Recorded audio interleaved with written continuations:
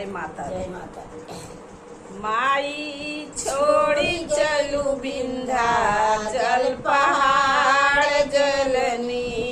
माई छोड़ी चलू विंध्याचल पहाड़ जलनी।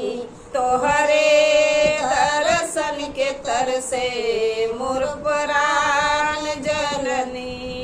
तोहरे दर्शन के तरसे मोर प्राण जननी। तो है रोई रोई अलिया पुकारे जलनी। तो है रोई रोई मालिया पुकारे जलनी। मलिया आयल बतोहरे दुआर जलनी। मलिया आयल बतोहरे दुआर जलनी। पहिरा पहिरा गजलवा राख माल जननी। पहिरा पहिरा गजलवा राख माल जलनी। तोहरे दर्शन के तरसे मोर प्राण जननी। तोहरे दर्शन के तरसे मोर प्राण जननी। माई छोड़ी चलू विंध्याचल पहाड़ जलनी। माई छोड़ी गईलू विंध्याचल पहाड़ जलनी। तोहरे दर्शन के तरसे मोर प्राण जलनी।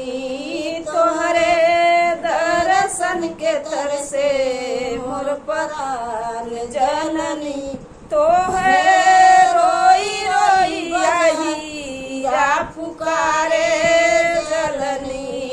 तो है रोई रोई आई या पुकारे जलनी।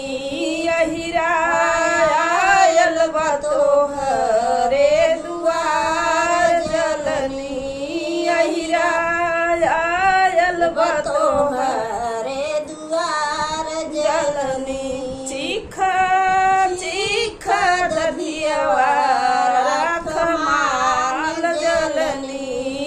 चीख चीख दधियवा राख माल जलनी। तोहरे दर्शन के तरसे मोर प्राण जननी। तोहरे दर्शन के तरसे मोर प्राण जननी। माई छोड़ी गईलू विंध्याचल पहाड़ जननी।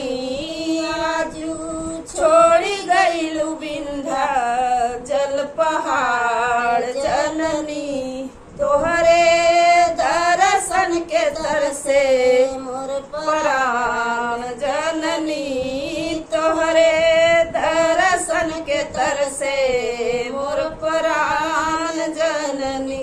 बज जवायल बतोहरे दुआर जलनी। बज जवायल बतोहरे दुआर जननी।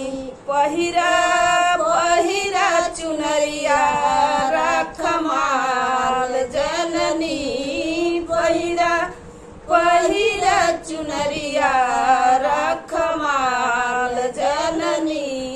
माई छोड़ी गईलू विंध्याचल पहाड़ जननी।